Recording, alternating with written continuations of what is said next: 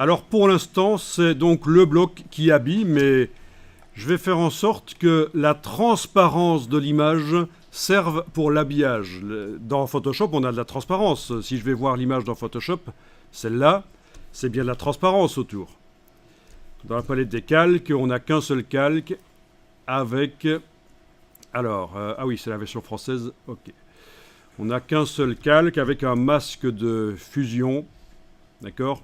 Majuscule clic, ça le désactive, mais vous voyez, donc, il y a de la transparence. Et la transparence dans InDesign peut servir pour faire l'habillage. On va tester ça.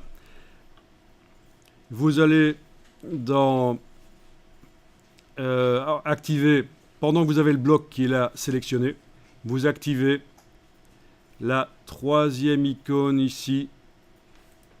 Voilà. Pour l'instant, ça ne change pas grand-chose. Maintenant, il faut dire ici qu'on utilise la couche alpha. Alors, c'est pas à proprement parler une couche alpha dans Photoshop. Pour ceux qui connaissent Photoshop, c'est pas vraiment une couche alpha, mais InDesign considère que la transparence sur un calque, c'est une couche alpha. Voilà. Vous voyez que quand vous choisissez couche alpha, vous avez le choix de la couche alpha ici, et c'est la transparence du calque. Si vous aviez dans votre fichier Photoshop des couches alpha enregistrées dans la palette des couches, elles apparaîtraient là dans la liste. On pourrait utiliser une couche alpha pour habiller d'une certaine manière. Je pourrais, voilà, habiller d'une certaine manière.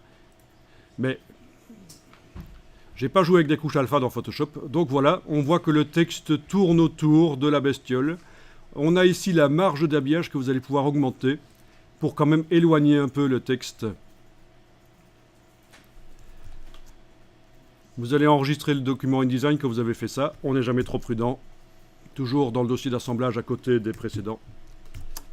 À la fin, bien sûr, quand le document est fini, on refera un dossier d'assemblage à part qui intégrera uniquement ce qui est utilisé par le document InDesign et pas toutes les petits rôles.